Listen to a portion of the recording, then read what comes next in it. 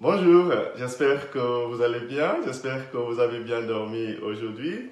Aujourd'hui, j'aimerais partager avec vous une petite méditation sur trois animaux. Eh bien oui, Jésus parle de beaucoup d'animaux dans l'évangile d'aujourd'hui, qu'il est important de regarder ce que ça signifie être comme ces animaux. Notre évangile aujourd'hui est tiré de l'évangile selon saint Matthieu, chapitre 10, de verset 16 à 23. Dans cet évangile, Jésus commence en nous disant « Soyez comme les brebis parmi des loups ». Hein? Soyez comme des brebis parmi des loups. Qu'est-ce que cela veut dire? Est-ce que Jésus vous dit que nous devrions être des personnes mous ou des personnes faibles dans la vie? Parce que le mouton, par rapport au loup, il est faible et il se fait manger parfois par le loup. Pas du tout. Ce que Jésus vous dit, c'est de nous rappeler que nous sommes toujours accompagnés. Une brebis est toujours accompagnée par son berger. Donc Jésus par là veut nous dire, parce que là il est en train de préparer ses disciples pour la mission, il les rappelle en leur disant qu'ils sont des brebis, il les rappelle qu'ils seront toujours accompagnés par le berger. C'est-à-dire qu'ils n'iront pas en guerre tout seuls ou toutes seules. C'est exactement la même chose pour tout chrétien. À chaque fois que nous sortons de chez nous, soyons toujours conscients que le Seigneur est mon berger.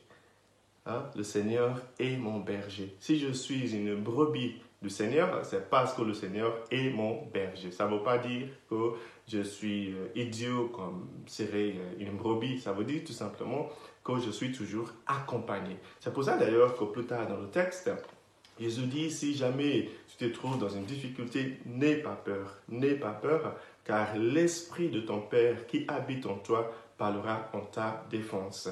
Une autre manière de nous rappeler que nous sommes toujours accompagnés par la force la plus puissante du monde, l'Esprit de Dieu.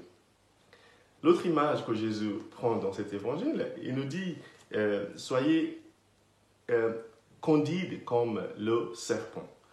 Une autre traduction, c'est soyez astucieux comme le serpent. Beaucoup de gens n'aiment pas les serpents, mais venant de l'Afrique, j'ai l'habitude des serpents, même les serpents dangereux. Mais quand Jésus nous dit d'être astucieux comme les serpents, c'est pour nous rappeler que le serpent n'a ni main ni pied, mais il arrive à se débrouiller dans la vie. Tout simplement, Jésus veut nous dire par là qu'il faut arrêter de nous plaindre. On doit arrêter de se plaindre des choses qu'on n'a pas. Le serpent n'a ni main ni pied, mais il arrive à se débrouiller, à se faire à manger, à faire sa vie. Jésus veut tout simplement nous rappeler que nous avons suffisamment de choses pour vivre.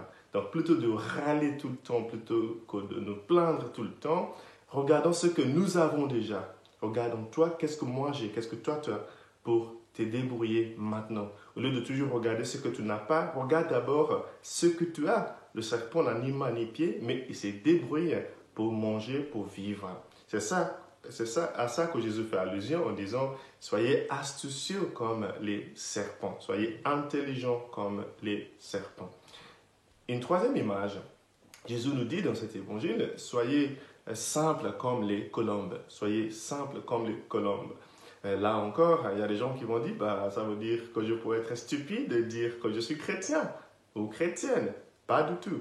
Il ne faut pas échanger le fait que tu sois stupide pour le fait d'être chrétien. Ça n'a rien à voir.